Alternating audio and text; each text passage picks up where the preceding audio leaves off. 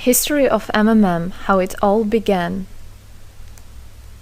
Starting up of MMM, in 1989, Moscow Executive Committee in Leninsky District registered MMM as a cooperative society. It is in Russia. A few words about the leader. The MMM Cooperative Society was founded by Sergei Mavrodi and was one of the leading computer equipment distributors in Russia. Sergei Mavrodi, having a degree in maths, worked as a programmer and took part in the development of the first operating systems. Few words about his decision to make his own company is the fact that having worked as a simple worker from 8 to 5, he understood that freedom is the most important for him, because that work of 8 to 5 is literally a slavery. At any point, at any time, the company can throw you out and you'll be left without nothing, although you could have worked in that company for years and years. So he realized it. This is why he decided to create his own child, and he knew whatever his efforts will be, it will come back to him in form of dividends and income. Free of charge travel campaign. In 1992, the brand became universally recognizable after Mavrodi offered several times to all the residents of Moscow a day of free of charge travel in metro, Moscow subway. Pretty smart. Birthday of MMM. On October 20, 1992, the joint stock company MMM was registered. In fact, it is a birthday of MMM in the traditional form in which people got used to consider it. The shares of MMM on sale. February 1st, 1994, the shares of MMM went on sale, and people immediately began to buy them. Moreover, the company willingly bought them back on a new, higher rate, which grew very fast at about 100% per month. The company's principle today is always more expensive than yesterday worked perfectly. Few words about that. Why did he do that? As you might know, in 1991, the Soviet Union fell. So if until at the time of the Soviet Union, everything that there was in the country, like properties, different companies or whatever that was bringing some goods, was national. So any person of the country was entitled to have a share of that production, of that company. Everybody was equal. But when the Soviet Union fell, what it meant is that all the companies, all the properties had to be privatized. So you can imagine there is a company, a huge company.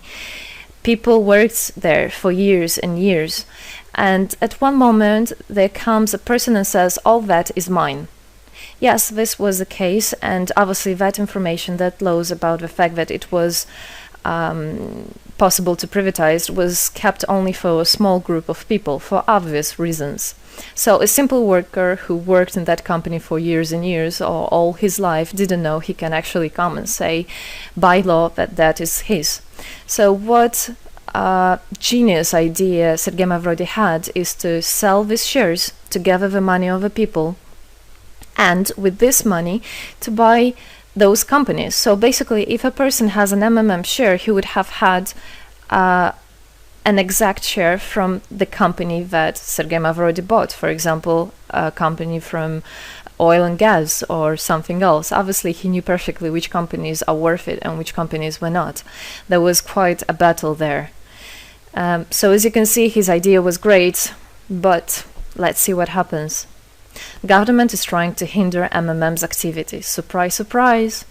Planned by the Russian government, MMM 94 was intentionally collapsed. It began when tax inspectors accompanied by OMON officers passed through the crowd of depositors and went inside the central office of the company to give a notice about the planned tax inspection.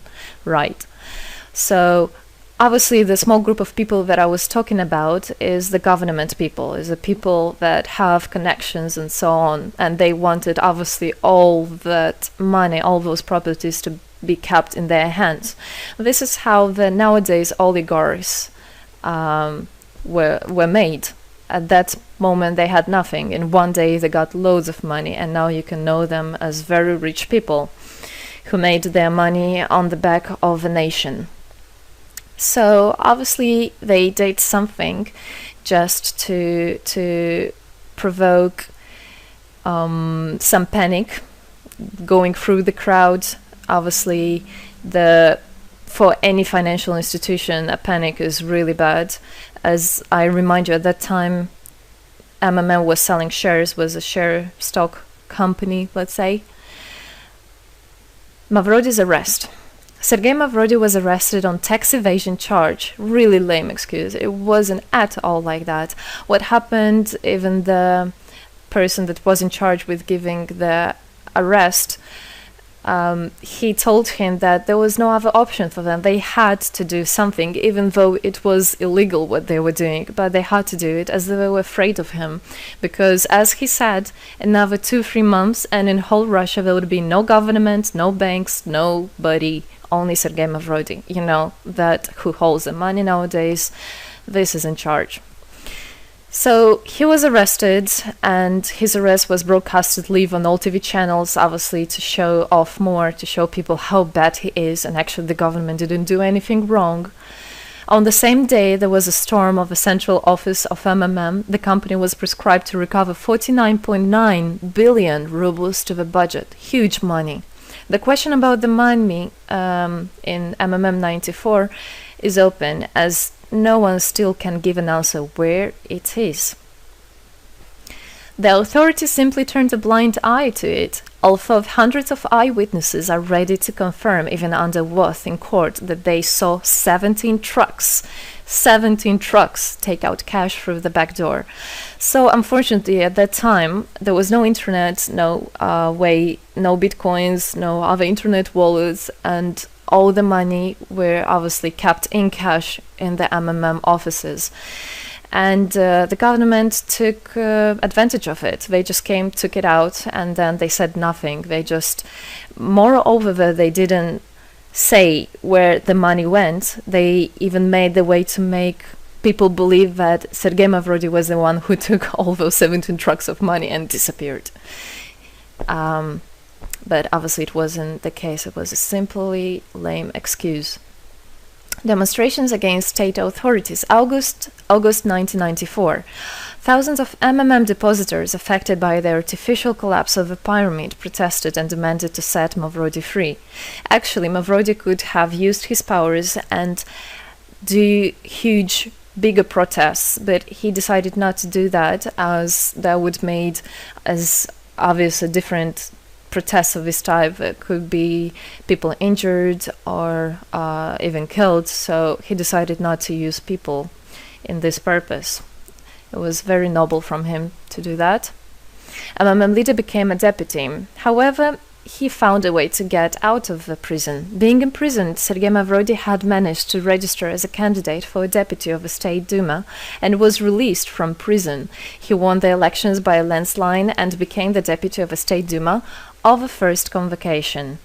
So, as a deputy in Russia, they have privileges. This is why, becoming a deputy, he was set free.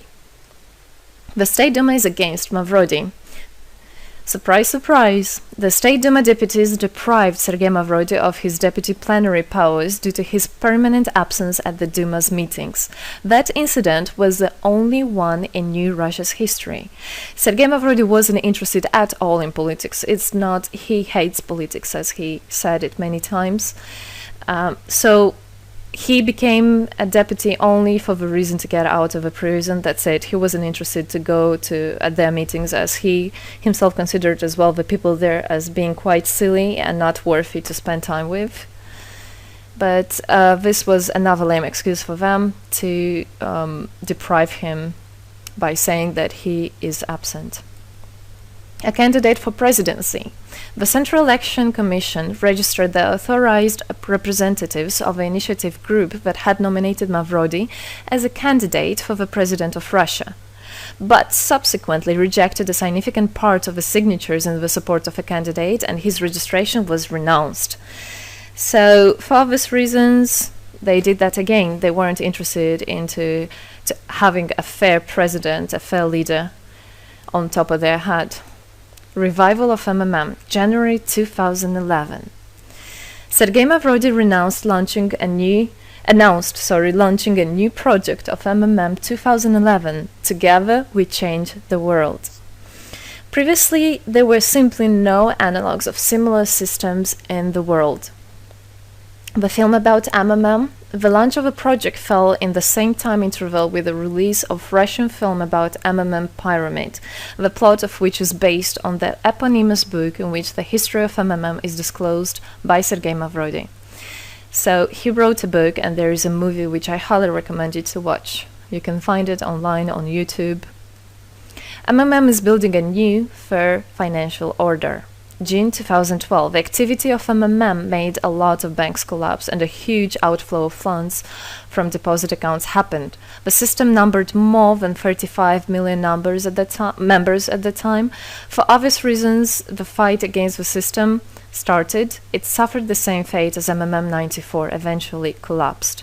So what happened? A lot of banks, as I already said, had a huge outflow, and another minus of the system of that time was that it wasn't really quite a community, because the money was still kept by the managers in MMM. So it wasn't the same idea as it is now, comparing it now, where people exchange money between themselves. You don't need to put it in a central account.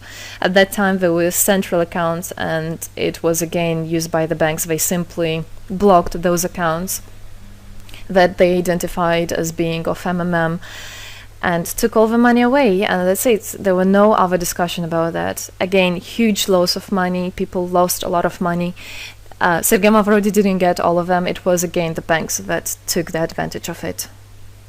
MMM 2012 is just the beginning. I'll be back. Sergei Mavrodi announced the launch of a completely new MMM, World Mutual Aid Fund, MMM community. It speeded up since the first day, showing crazy dynamics on new members' registration. It has been decided to send 10% of the whole turnover on payments to the affected members of MMM 2011. So again, another genius idea. In order not to make central accounts, in order not to gather the money somewhere, now the money are spread directly between participant itself. You can just check in your account online whom you should transfer the money to. So MMM now is connecting all the people between themselves in exchange, so that they can exchange the money and get benefits of it. It's amazing and it's crazy, but it is true. MMM is growing. Some short facts. 2012, MMM started its development in India. It had great, huge developments. 2012-2013, following India, MMM Bangladesh was launched as well. 2013, MMM Indonesia was launched. 2014, MMM Hong Kong. And it's not the end. MMM Global, 2014. MMM Global started up in the spring 2014. It is a voluntary network, a community of millions and millions of people from more than 100 countries worldwide. So there is already MMM settled in Argentina, Brazil, Philippines, Hong Kong, and other, and all the rest of people in the world from all the countries of the world are able to participate as well. So they rebelled against the financial slavery and combined their money for this purpose. So how it is possible? MMM, the Republic of Bitcoin. Bitcoin is another genius idea to set the world free. For MMM Global participants' convenience, there were some 20 ideas on funds transfers implemented. From now on, all the countries where you can buy and sell Bitcoins can be registered in a branch of Free People of the Republic of Bitcoin. Thus, there is no barriers to develop MMM in small countries due to their restrictions on the international bank transfers. Banks. This is not something that we would want to use, as the banks can anytime put restriction on an account or even block an account and take all the money. Yes, the banks can do that. Read better your contract. So, Bitcoins is really genius idea to do that. Join MMM Global, join our community, set the world free. Don't hesitate, don't even think of going back, just go always forward. We are writing the history right here and right now. We are not going to be any more slaves working from 8 to 5, having pennies for that. We want to hold our own money and to get the benefits of it. I don't want a bank to use my money for their own purposes. I want us people, free people, to use our money, to exchange the money when it is needed, and to help each other. This is really a great idea. And join us, write the history here today with us, and together we will indeed change the world.